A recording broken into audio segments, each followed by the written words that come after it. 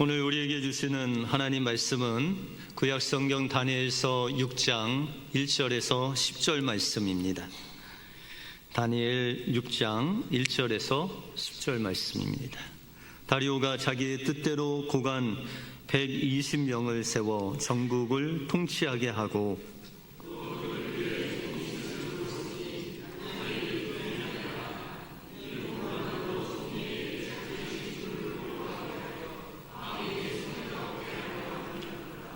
다니엘은 마음이 민첩하여 총리들과 고관들 위에 뛰어남으로 왕이 그를 세워 전국을 다스리게 하고자 한지라.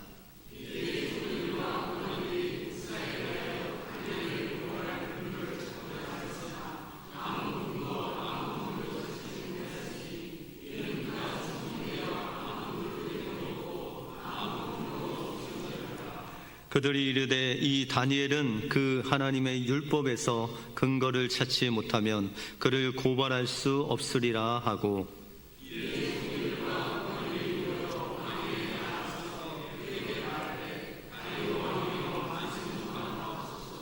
나라의 모든 총리와 지사와 총독과 법관과 관원이 의논하고 왕에게 한 법률을 세우며 한 금령을 정하실 것을 구하나이다. 왕이여, 그것은 곧 이제부터 30일 동안에 누구든지 왕 외에 어떤 시내가나 사람에게 무엇을 구하면 사자굴에 던져넣기로 한 것이니이다.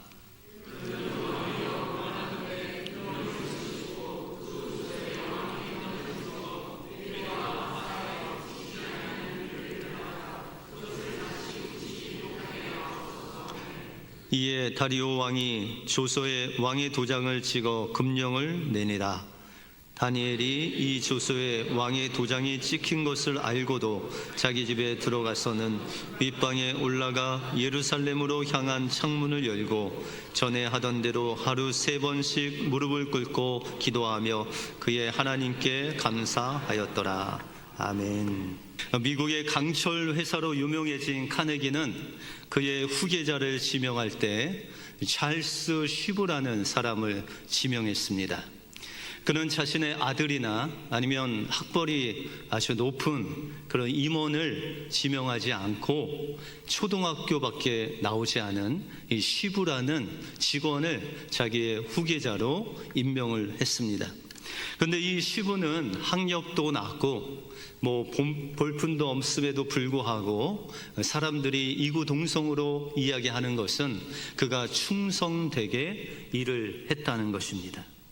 그는 일을 할 때 자기가 맡은 정원만 일하는 것이 아니라 공장의 구석구석까지 자기가 하지 않아도 되는 그 일을 열심히 충성되게 주인의식을 가지고 그렇게 일을 했다는 것이죠. 그의 행동이 소문이 났고 또 그것이 카네기의 귀에 들어감으로 인해서 그가 그를 자신의 비서로 세우게 되었습니다. 그래서 카네기 사장의 비서가 된 그는 마치 사장님의 입의 혀와 같이 그에게 충성을 했습니다. 그리고 그 마음속에 다짐을 하기를 오리를 가라 하면 십리를 가고 속옷을 달라 하면 겉옷을 줄 마음으로 그렇게 충성하겠다라는 마음을 다잡았습니다. 어느 날 카네기가 공장의 확장과 또한 생산 과정의 연구를 하느라고 밤늦게 회사에 있다가 이제 퇴근을 하려고 하는데 문을 열고 나와보니까 이 쉬브가 거기서 서 있었습니다. 깜짝 놀라서 아니 쉬브 왜 거기 서 있나 그렇게 이야기를 했더니 쉬브가 조용하게 그 사장에게 이야기하기를 사장님께서 저를 언제 부르실지도 모르는데 제가 어떻게 자리를 비웁니까? 그렇게 이야기를 합니다. 충성은 하나님이 말씀하시는 것을 믿음으로 끝까지 순종하는 성령의 열매 중에 하나인 것입니다. 쉬브는 그 사장에게 충성했지만 그러나 그를 주님을 섬기는 그런 마음으로 충성할 때 하나님께서 그를 높이시고 세우시고 또 하나님이 기뻐하시는 사람으로 인도하셨다라는 것입니다. 우리가 세상에 살 때 우리가 어디에 있든지, 그것이 직장이든지 가정이든지 교회든지 우리가 하나님 앞에서 충성하심으로 하나님께서 높이 세우시는 귀한 일꾼들이 되시길 주님의 이름으로 축원드립니다.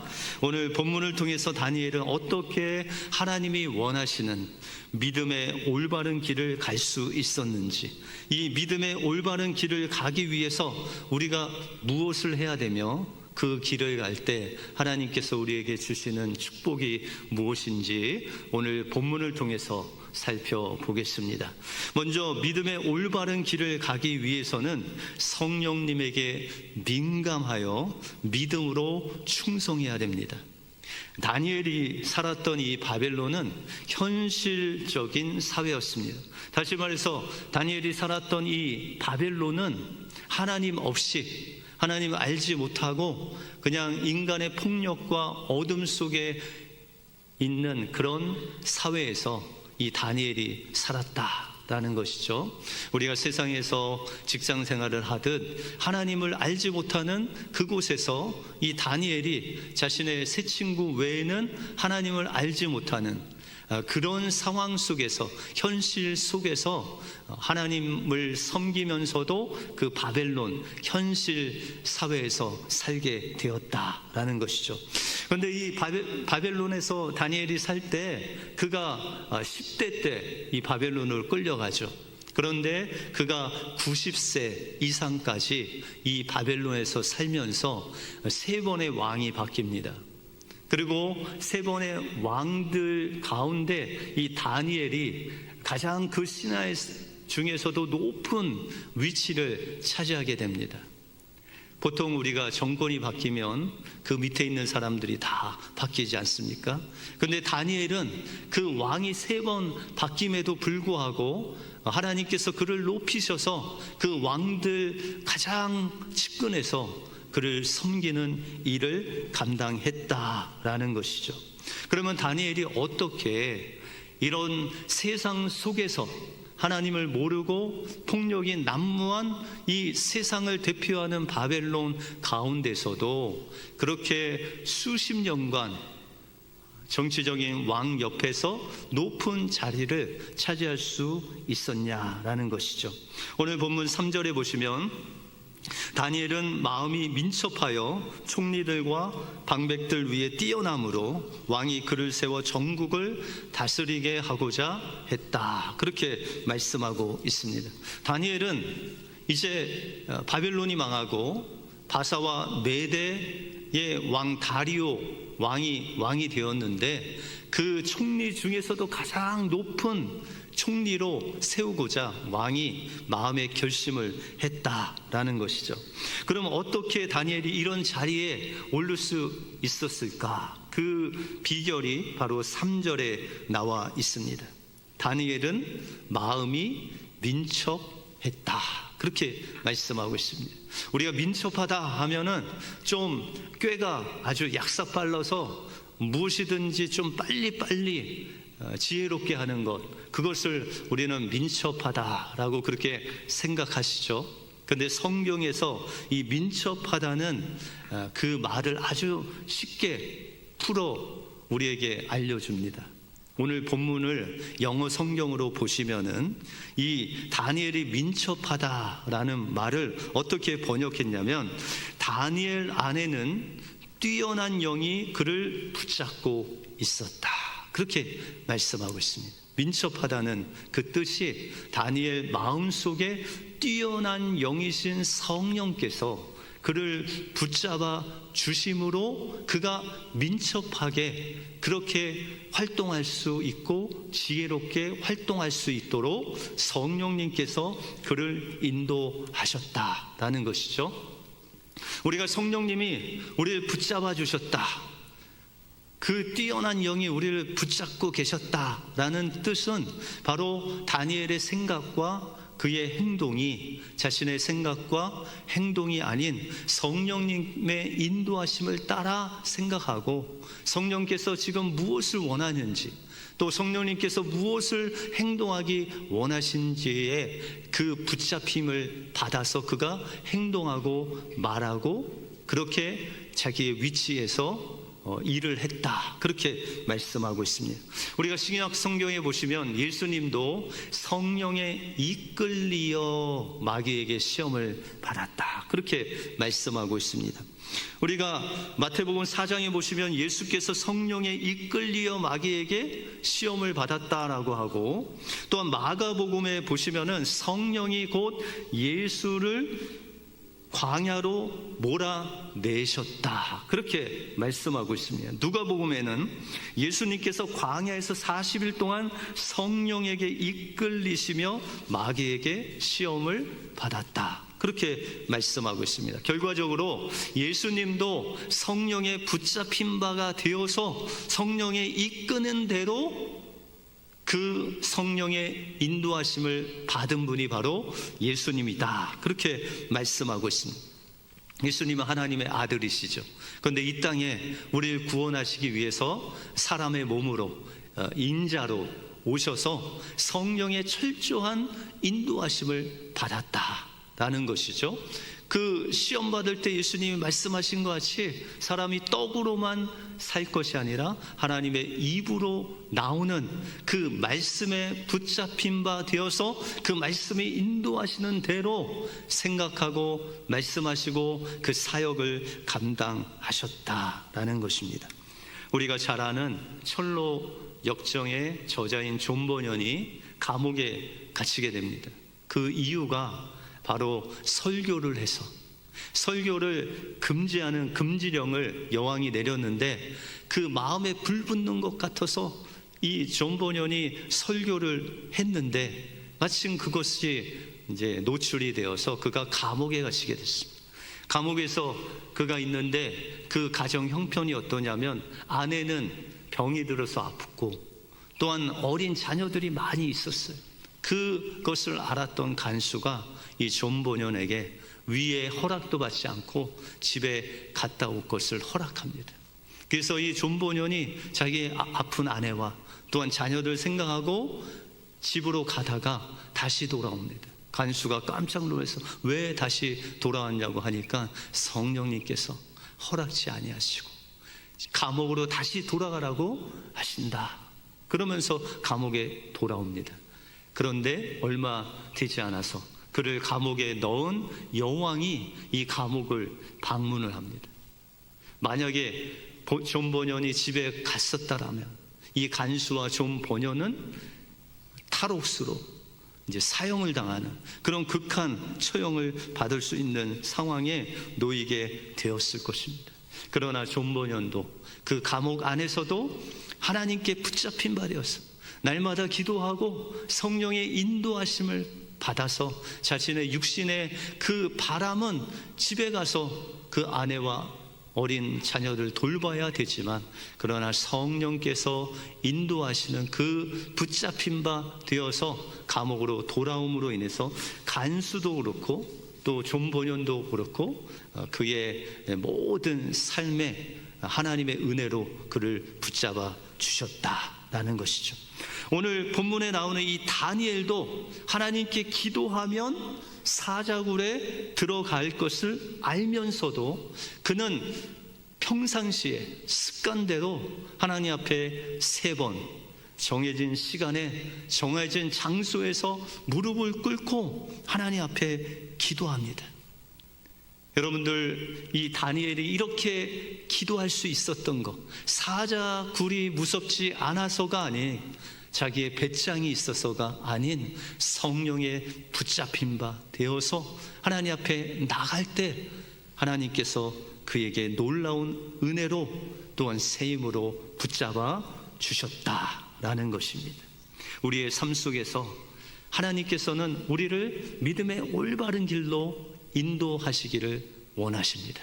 그 길을 가기 위해서는 우리 또한 성령에 붙잡힌 바 되어서 성령의 인도하신 대로 성령께서 말씀하게 하시는 대로 그 성령을 따라 우리가 살아갈 때 하나님께서는 여러분들 삶을 통해서 하나님이 원하시는, 또 하나님께서 계획하신 일들을 여러분들 통해서 이루실 줄 믿습니다. 날마다 성령의 붙잡힌 바 되어서 하나님의 인도하심을 받음으로 하나님이 원하시는 그 믿음의 올바른 길로 가시는 여러분들의 삶이 되시길 주님의 이름으로 축원드립니다.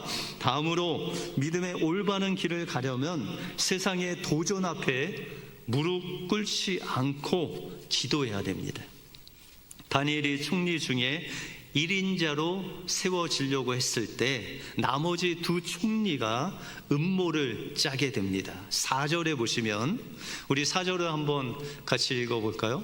4절 말씀 시작. 이에 총리들과 고관들이 국사에 대하여 다니엘을 고발할 근거를 찾고자 하였으나 아무 근거 아무 허물도 찾지 못하였으니 이는 그가 충성되어 아무 그릇됨도 없고 아무 허물도 없음이었더라. 아멘. 다니엘이 총리의 1인자가 되자 나머지 세력들이 이 다니엘을 고소할 방법을 찾았다, 그렇게 말씀하고 있죠. 그런데 이 다니엘의 모든 행동, 모든 말, 모든 기도, 이 모든 것들을 다 털어봐도 이 다니엘에게 먼지 하나 나오는 것이 없었다. 다시 말해서 그가 충성되이 행함으로 그를 흠잡을 것이 아무것도 없었다, 그렇게 말씀하고 있습니다. 그러면 이렇게 다니엘에게 흠을 잡을 수 없는 그런 완벽한 삶을 살게 한 비결이 무엇이겠습니까? 오늘 4절 중반부에 보시면 아무 틈 아무 허물도 없었는데 그것은 바로 그가 충성되어 라고 그렇게 말씀하고 있습니다. 그는 카네기 비서였던 그 찰스 쉬브와 같이 하나님 앞에 충성되게 행할 뿐만 아니라 그 왕을 충성되이 섬겼다, 그렇게 말씀하고 있습니다. 여러분들 직장에서 또한 가정에서 교회에서 충성된 자가 어떤 분일까요? 충성되다. 여러분들 어떻게 옆 사람들 보시면 좀 충성되신 것 같아요?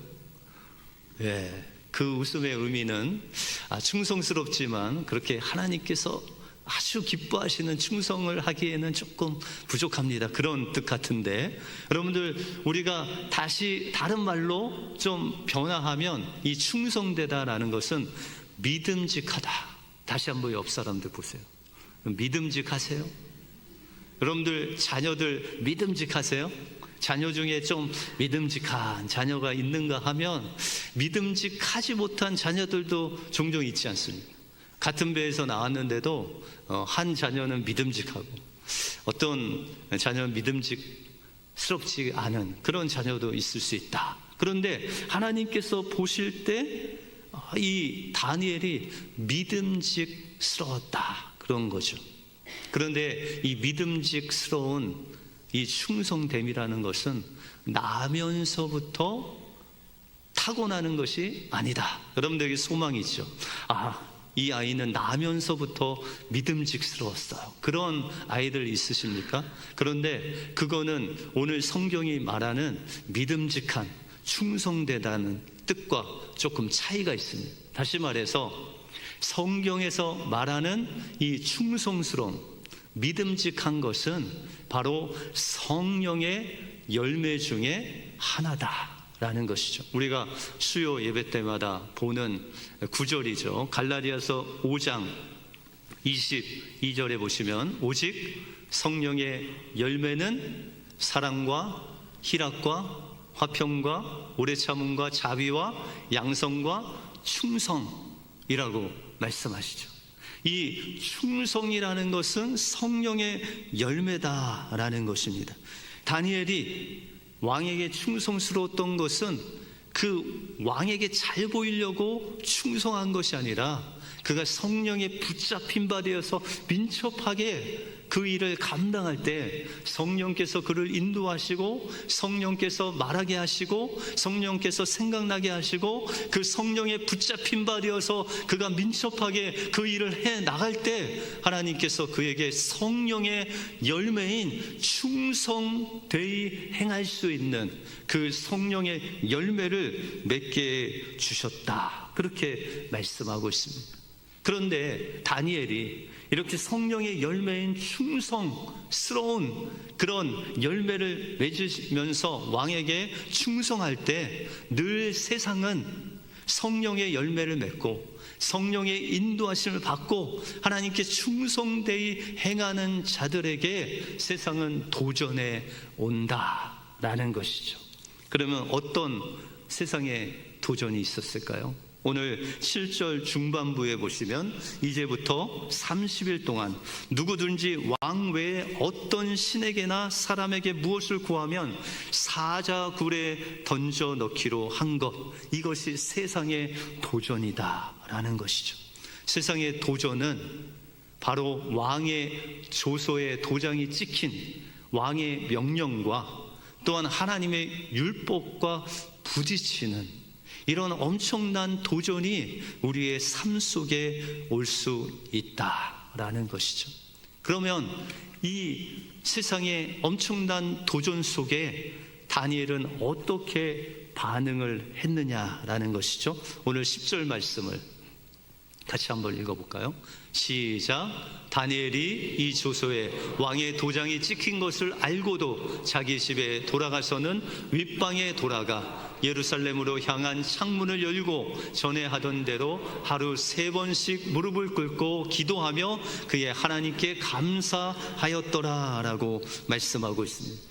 다니엘이 이런 세상의 도전, 왕의 명령과 하나님의 그 율법이 부딪혔을 때, 엄청난 도전이 일어났을 때 다니엘은 어떻게 행했느냐라는 것이죠. 그는 평상시에 습관대로 그가 정해놓은 그 시간, 그 장소에 가서 예루살렘에 계신 그 하나님을 바라보면서 하나님께 기도했는데, 마지막에 보시면 그의 하나님께 감사하면서, 어떻게 이런 상황 속에서 감사할 수 있을까?